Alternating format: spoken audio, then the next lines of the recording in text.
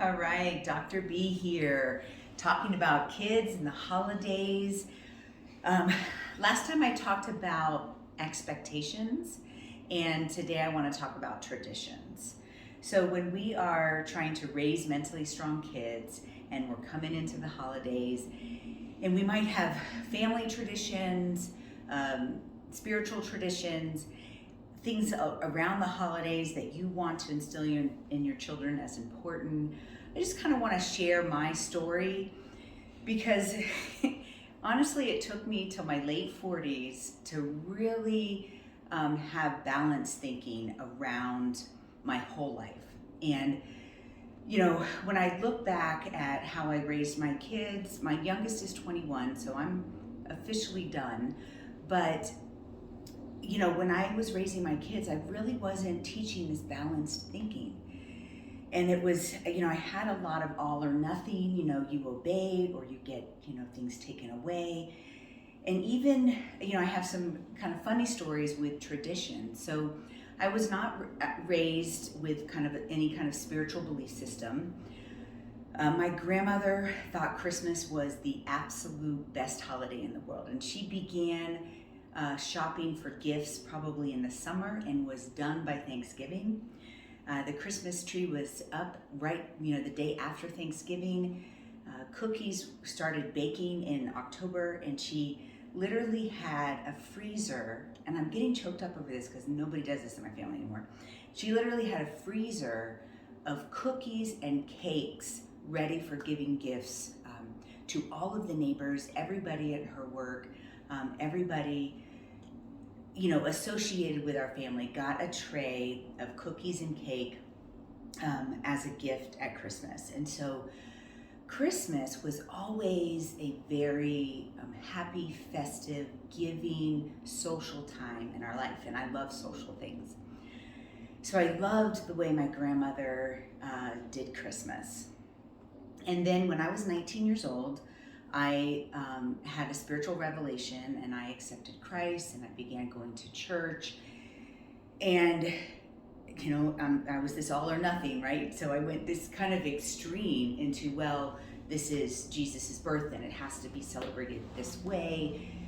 And so when I had my kids in my 20s, I thought, okay, I need to, it's more important that I raise them in the Christian tradition than in my grandma's tradition, right? And so it was, we gave gifts and we tried to keep some of those traditions, but I was like, from day one, I told my kids there was no Santa.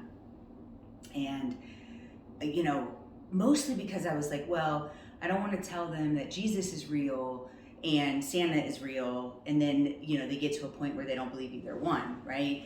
And so I thought I was doing the right thing. But I remember very distinctly, and I don't know why I'm going to cry over this, but I think my daughter was like 7, and she was like, Mama, she was talking about Santa, and I'm like, baby, I've told you Santa's not real. She's like, Mom, just let me pretend. And I realized like I was taking something away from her, like that her imagination wanted to participate in that.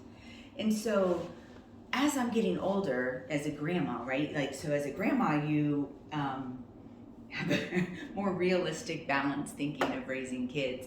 And I wish I would have just allowed that process to happen naturally. But you hear stories on the other end where someone is, has a 10-year-old that they're still trying to convince that there's a Santa, and that they are, basically flat out lying to their children to try to keep that belief system going, right? And so in a balanced thinking, if I were to look back on my life, I wish I would have, as they were young and the magic of Christmas, I would allow them to have that imagination at the same time of talking about it being Jesus's birth. And then when they got to that age where they started questioning things, then I could be real. Like, I do believe that Jesus is the Son of God. I do believe that, this is the day we celebrate his birth, right? And so, but Santa Claus is not real. In the magical way we talk about him bringing gifts down the chimney. because, and I've talked about, in other sessions when we talk about raising mentally strong kids, and the number one thing is relationships are a priority. And so we don't want to flat out lie to our children, but it's okay to, allow them to experience the traditions and those kinds of things. There is no right answer here, and that's where I'm going with this. There's no right answer of how you do the holidays, right? But I challenge you, as you're trying to raise mentally strong kids, decide what traditions and spiritual things you want to bring into the holidays, but make it about relationship and allow your child to enjoy and experience those things in a positive way. So that's my take on tradition. There is no right answer. Find yours. Bring the joy into the holidays, and find another thing that I did a lot of is what other people thought I was supposed to do. My grandmother would want me to celebrate it this way. The church wants me to celebrate it this way.